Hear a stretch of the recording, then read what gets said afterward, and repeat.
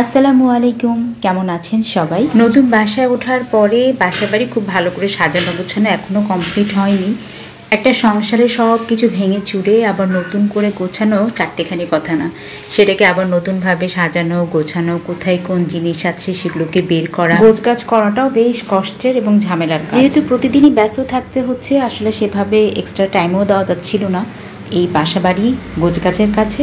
তো আজ যেহেতু ছিল সোমবার, মানে আমার ছুটির দিন, তো ভাবলাম যে এই দিনটাতে এই ঘরটাকে মোটামুটি একটু ক্লিন করা ট্রাই করব। কোথায় কোনটা কি আছে সব বক্সগুলো খুঁজে বের করা, আর সেই সাথে যে আব্দুল্লাহ সব জায়গায় ওর খেলনাগুলোকে ছিটিয়ে রাখে, এটা আসলে প্রতিদিনের একটা এক্সট্রা কাজ যে খেলনাগুলোকে গুছাতে হয়। আর সেই সাথে সবগুলো ব্যাগ এক একটা এক এক কোনায় ঢিপি মেরে রেখে দিয়েছিলাম। এখন আজকে চেষ্টা করব মোটামুটি যতটুকু পারা যায় গুছিয়ে নেওয়ার জন্য। তো আমি টুকটাক জিনিসপত্রগুলো সরিয়ে নিয়ে তারপর একটু মোছকাছ করে নিলাম, কারণ প্রচুর ধুলা। একে তো হচ্ছে বৃষ্টি হওয়ার আগের মুহূর্তে ছিল এটা, সেদিন বৃষ্টি কিছুই হয়নি যেদিন আমি এটা পরিষ্কার করছিলাম। তো বেশ ধুলাবালি ছিল, তো সব কিছু একটু মোছকোছ করে নিলাম। আর এটা হচ্ছে ওয়ার্ড্রপের উপরেও হচ্ছে কভার দেওয়া ছিল, মানে একটা কাপড় বিছানো ছিল, সেই কাপড়টাকে এখন খুঁজে পাচ্ছি না, জানি না কার মধ্যে আছে। তো সেইটাকে একটু গোছগাছ করে নিয়েছিলাম, জিনিসপত্রকে একটু সরিয়ে নিলাম। ইদানিং যে প্রবলেমটা বেশি হয়েছে, আব্দুল্লাহ বড় হয়েছে, আর বড় হওয়ার সাথে সাথে তার দুষ্টামির পরিমাণও বেড়েছে, তার বিভিন্ন জিনিসের চাহিদাও বেড়েছে। তো যার কারণে ওর অত্যাচারে সব কিছুকে উপরে পারলে উঠিয়ে রাখতে পারলে ভালো হয়। কিন্তু ইদানিং আরেকটা যে সমস্যা হয়েছে, সে চেয়ার টেবিলের সাথে সংযুক্ত করে উপরে উঠে জিনিসপত্র নামাচ্ছে।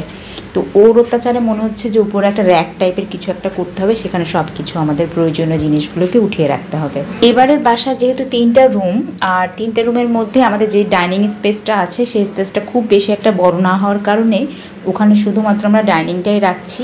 আর ড্রয়িং রুমের যে সেট আপ, মানে সোফা টিভি সব কিছু আমরা আরেকটা যে 3 নাম্বার রুম সেই রুমেই রাখবো বলে ঠিক করেছি। সোফাটা মোটামুটি গোছগাছ শেষ করলাম, তারপরে যে কুশন কভারগুলো বস্তা থেকে বের করছি, বস্তার মধ্যে সবগুলো কুশন কভারগুলোকে ঢুকিয়ে রেখেছিলাম, এগুলোকে ধুয়ে পরিষ্কার করে নিয়েছিলাম ও বাসায় থাকতেই, কারণ জানি যে এই বাসায় এসে আর ধুলাবালির কাজ করতে চাই না, ধোয়া পাকলার কাজ।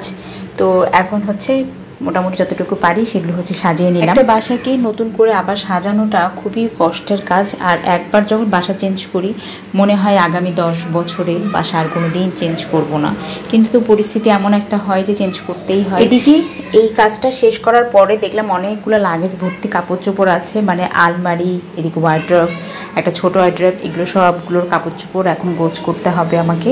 তো এগুলো আমি সবগুলো খুলে নিয়ে বসলাম, এই কাপড়গুলো এখন জায়গা মতো সব সেট করব। তো সেট করার পরে হচ্ছে এই অবস্থা আমার, এখন এগুলোকে আবার উপরে উঠাতে হবে।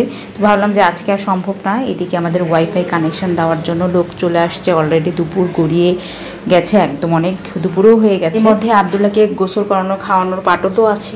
তাই আজকের কাজ মোটামুটি এখানেই শেষ করলাম। রুমটাকে সাজানোর পরে আপনাদের সাথে শেয়ার করব, কিছু গাছও কেনার ইচ্ছা আছে, মানে মানি প্ল্যান্ট টাইপের। আল্লাহ হাফেজ।